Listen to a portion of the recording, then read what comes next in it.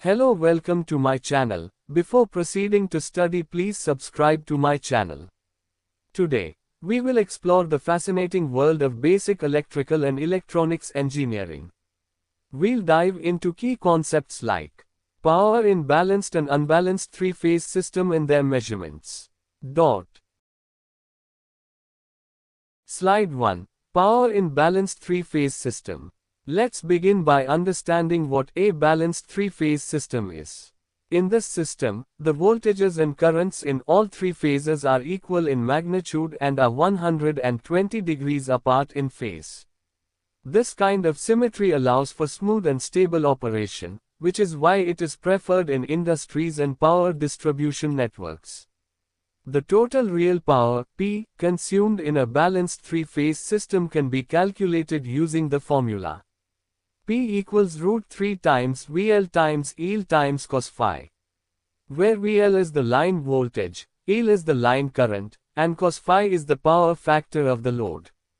Here, cos phi represents how effectively the current is being converted into useful work. A higher power factor means better efficiency. Also, we can calculate the reactive power, Q, and apparent power, S, using these formulas. Q equals √3 times VL times EL times sin phi. S equals √3 times VL times EL. The values of reactive and apparent power help in designing power systems and selecting equipment capacity. Why is this important? In a balanced system, power is distributed equally across all phases, and this leads to efficient power delivery, minimal line losses, and reduced heating in the conductors and machinery. Example: if a motor draws a line voltage of 400 volts, a line current of 10 amps, and has a power factor of 0.8, then P equals √3 times 400 times 10 times 0.8 equals approx. 5542 watts. This value represents the total active power being used efficiently by the motor. Slide 2. Power in unbalanced three-phase system. In contrast, an unbalanced three-phase system occurs when the voltage or current in any one phase is not equal to the others. This can happen due to unequal loads, a fault in the system, or uneven distribution. In such cases, we cannot use the simple balanced formula. Instead, we must calculate power for each phase separately using P underscore total equals VI cos phi plus VI cos phi plus VI cos phi. This method considers the different values of voltage, current, and power factor in each phase. Why does this matter? Unbalanced power leads to higher losses, increased heating, voltage fluctuations, neutral current flow, which is ideally zero in balanced systems. Example: suppose in a three-phase supply, the currents are not equal, phase R has 10A, phase Y has 8A, and phase B has 6A, each with different power factors. In this case, we must use individual values for power calculation, which becomes more complex.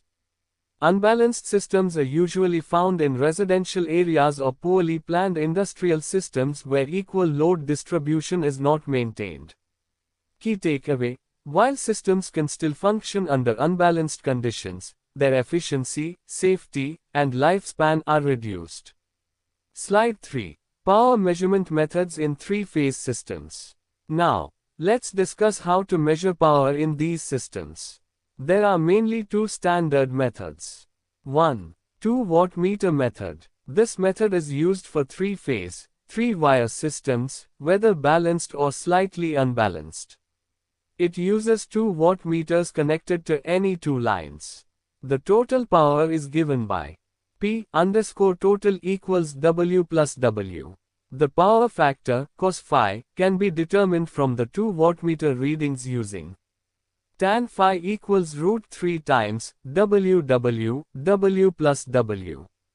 If both wattmeters show positive readings, the power factor is above 0.5. If one shows negative and the other positive, it indicates a power factor below 0.5. This method is popular in industries due to its simplicity and low instrument cost. 2. 3-watt meter method. Used in 3-phase, 4-wire systems, especially for unbalanced conditions. 1 wattmeter is connected to each phase. Total power is simply P_total equals W plus W plus W. This method provides the most accurate results, especially in unbalanced systems, because it captures the power consumed in each phase individually. Why are these methods important? Correct power measurement helps. Calculate power bills accurately. Detect inefficiencies in the system. Ensure proper load distribution. Prevent equipment overloading. Example. In an industrial plant using the 2-wattmeter method, if the readings are W equals 3000 W and W equals 2500 W, then total power equals 5500 W. This direct method helps operators monitor power use and take action if abnormalities occur. Summary. Understanding how power behaves in both balanced and unbalanced systems and learning how to measure it accurately is critical for ensuring safe, efficient, and cost-effective operation of any electrical system.